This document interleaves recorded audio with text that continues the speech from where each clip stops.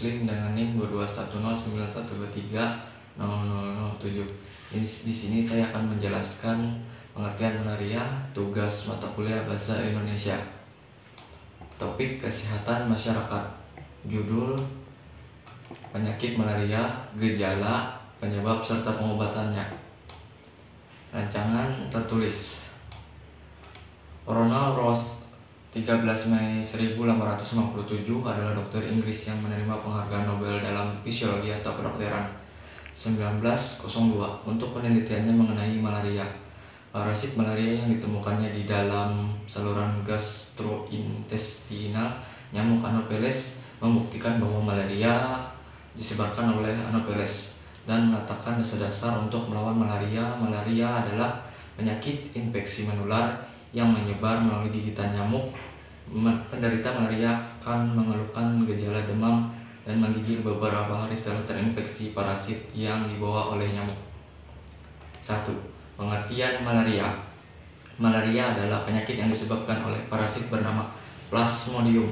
Plasmodium di sini ada berbagai macam spesies. Penyakit ini ditularkan oleh gigitan nyamuk yang terinfeksi parasit tersebut. Di dalam tubuh manusia, parasit Plasmodium akan berkembang biak di organ hati, kemudian menginfeksi sel darah merah. Ada 4 jenis Plasmodium, yaitu Plasmodium vivax, Plasmodium oval, Malaria Plasmodium, dan Plasmodium falciparum yang menyebabkan penyakit malaria.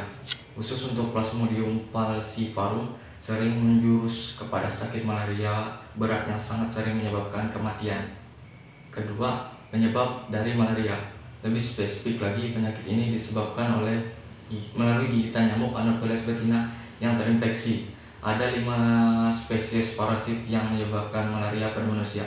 Namun, Plasmodium falciparum dan Plasmodium vivax merupakan ancaman terbesar. Setelah memasuki tubuh manusia, parasit akan melakukan perjalanan ke hati, berkembang biak dan menyerang sel darah merah yang bertugas membawa oksigen. Setelah masuk ke dalam darah, parasit akan bertelur dan berkembang biak sampai sel darah merah pecah.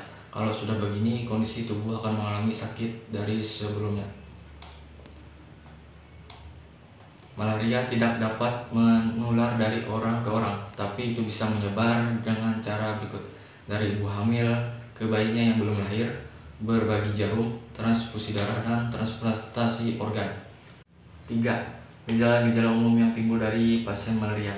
Ada sakit kepala, mual, muntah, berkeringat, dan kedinginan, merasa bingung, lelah, sakit perut, diare, kehilangan selera makan, nyeri otot, kulit, dan sklera kuning. Jadi sklera kuning di sini adalah kondisi kulit mata yang pada umumnya berwarna putih dan kalau terinfeksi malaria menjadi warna kuning. Sakit tenggorokan, batuk, dan kesulitan bernapas. 4. Pengobatan malaria. Kondisi ini dapat disembuhkan dengan pemberian obat. Jenis obat dan lama pengobatan tergantung pada jenis malaria, lokasi orang tersebut terinfeksi, usia, apakah sedang hamil atau tidak, dan seberapa sakit pada awal pengobatan. Obat anti malaria yang paling umum meliputi kloroquine fosfat. Kloroquine fosfat adalah pengobatan pilihan untuk setiap parasit yang sensitif terhadap obat, tetapi di banyak bagian dunia parasit resisten terhadap kloroquine dan obat tersebut tidak lagi merupakan pengobatan yang efektif. Terapi kombinasi berbasis artemisinin atau ACT. ACT adalah kombinasi dari 2 atau lebih obat yang bekerja melawan parasit malaria dengan cara yang berbeda. Ini biasanya merupakan pengobatan pilihan untuk malaria resisten kloroquine.